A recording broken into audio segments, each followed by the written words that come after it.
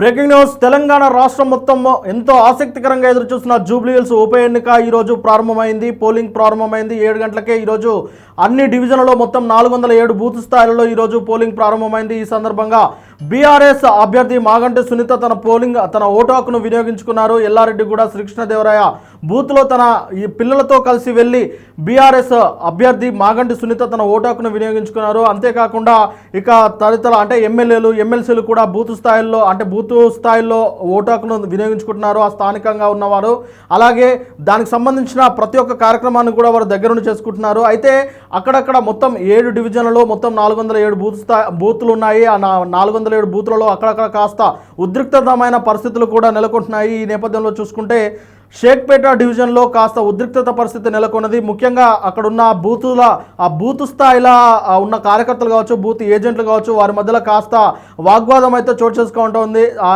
ఈ నేపథ్యంలోనే పోలీసులు దీంట్లోకి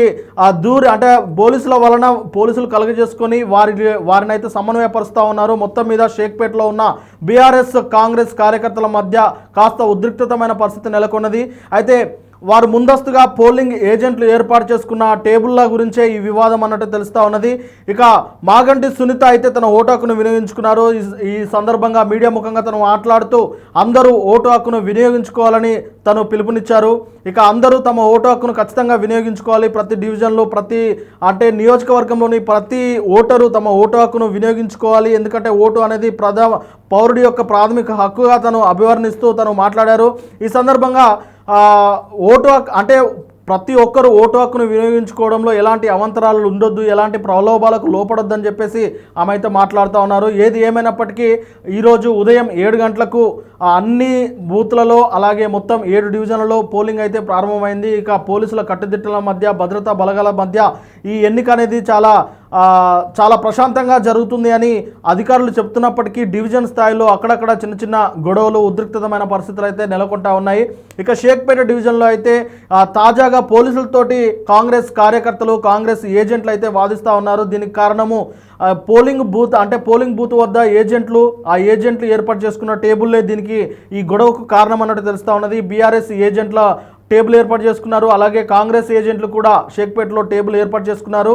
అయితే ఇక్కడ రహదారిలో వెళ్లే దారిలో ఓటర్కు అడ్డు వస్తున్నదని చెప్పేసి కాంగ్రెస్ కార్యకర్తలు, కాంగ్రెస్ ఏజెంట్లు ఏర్పాటు చేసుకున్న టేబుల్ను తొలగించాలని పోలీసులు అనడంతో బీఆర్ఎస్ నాయకులు ఏర్పాటు చేసుకున్న టేబుల్ తొలగించమని చెప్పట్లేదు, కాంగ్రెస్ నాయకులు ఏర్పాటు చేసుకున్న టేబుల్ను తొలగిస్తున్నారని, ఎందుకు ఇట్లా వివక్ష చూపిస్తున్నారని అక్కడున్న కాంగ్రెస్ ఏజెంట్లు అయితే పోలీసులపై వాగ్వాదం దిగారు. మొత్తం మీద పోలీసులు వారికి సర్దు చెప్పే ప్రయత్నం చేశారు.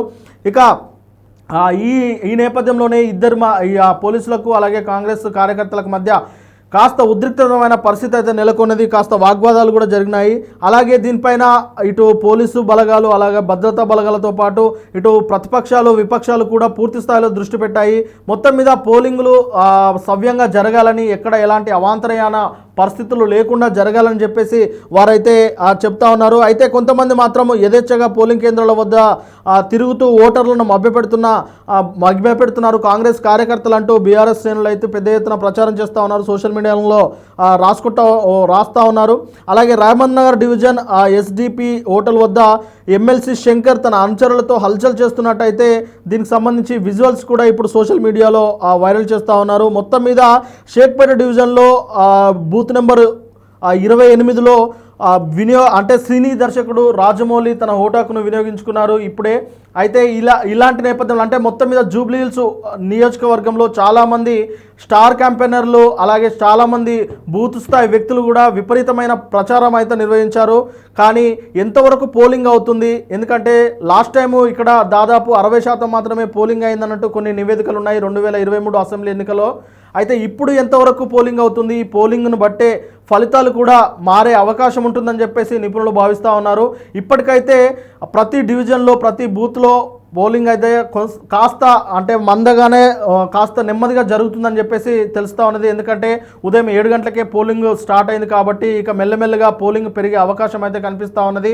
ముందస్తుగా పోలింగ్ బూత్ ఏజెంట్లు కావచ్చు, వీళ్ళైతే ప్రప్రథమంగా ఓటు హక్కును వినియోగించుకుంటున్నా ఉన్నారు. తర్వాత ఇప్పుడిప్పుడే జూబ్లీహిల్స్ స్థానిక ప్రజలు ఇప్పుడిప్పుడే మేల్కొని ఇక బూత్ స్థాయిల వైపు వెళ్ళే ఆలోచనలో ఉన్నట్టు తెలుస్తూ ఉన్నది.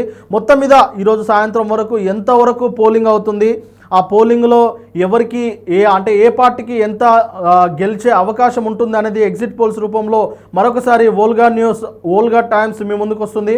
అప్పటి వరకు చూస్తూనే ఉండండి వోల్గా టైమ్స్.